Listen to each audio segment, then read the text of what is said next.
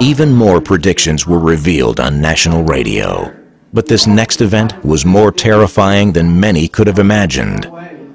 I was flabbergasted by the data I got as a result of remote viewing the next X day in Tokyo, because this reactor problem, a reactor breaking, and what I said to the Japanese, I said, and on national radio in my country, this is going to be at least a mini Chernobyl, at least a mini Chernobyl. So again, what I said on national radio in my country, because the Japanese would not want to scare their citizens with this knowledge, was that Japan's going to experience, and when they experience this big earthquake, this next big earthquake, Tokyo will be okay, but this reactor problem will cause at least a mini Chernobyl.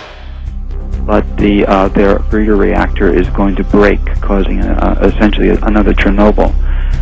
Ed, is that a double containment type reactor? It is, but it doesn't matter. How big an earthquake are you talking about?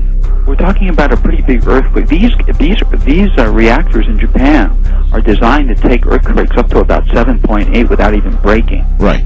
And so we're talking about a real catastrophic earthquake, a very big shaker that does not do a lot of damage to Tokyo. We know, for instance, we believe, based upon our work, and have described this for the Japanese viewing audience, the large modern skyscrapers standing.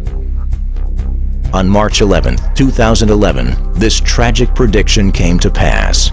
A massive 8.9 earthquake struck off the coast of Japan, resulting in a tsunami that swept across the Japanese landscape, engulfing entire towns.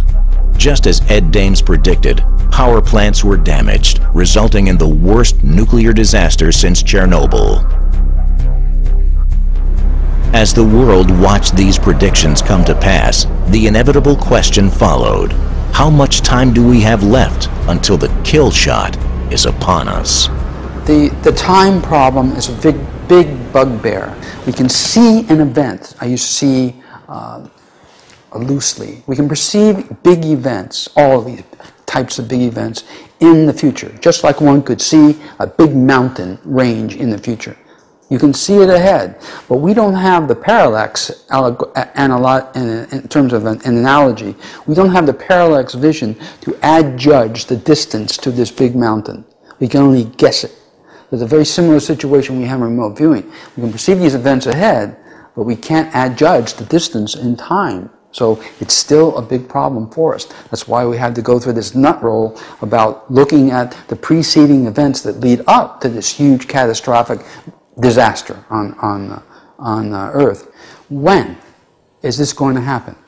Because that's the big one. That's the big question. When is it going to happen? So much time has been dedicated by remote viewers, my team and others, individuals, to attempt to discern this. And again, since mind is outside of time, we cannot put a calendrical date on the beginning of this sequence. But what we've done over the years is establish preceding events, large, recognizable preceding events that lead up, that we can see, are dominoes that lead up to the beginning of this kill shot sequence. Many of these preceding events have already come to pass, including the shot across the bow, the killer crop fungus, and the Japanese disaster.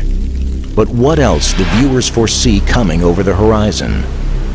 We picked up the use of the nuclear weapon on the Korean Peninsula by the North Koreans, and this event would be one of the last events that humans recognize before the kill shot sequence begins. We haven't seen that yet. This prediction was revealed years ago to the public on the Coast to Coast AM radio show. At the time, the nation had zero nuclear capability, and the notion that they would use a nuclear weapon as an act of war was widely believed to be absurd. As time went on, the idea and the first nuclear test happened in North Korea. That got the attention of a lot of people who had heard my prediction, saying, "Uh-oh, I hope he's not right. That was just a test."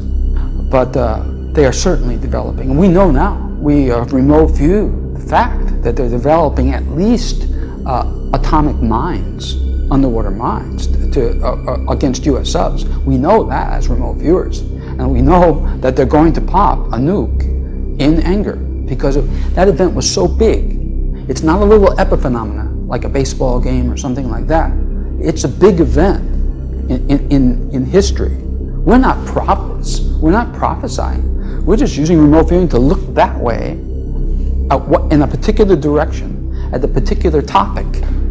And it's just like turning your telescope onto and focusing it onto a particular target and studying it. That's what we do. We choose the targets. The North Korean prediction appears capable of coming to pass any year now. But there is another event that remote viewers fear the most, a sign that the kill shot is imminent. What would be that final recognizable event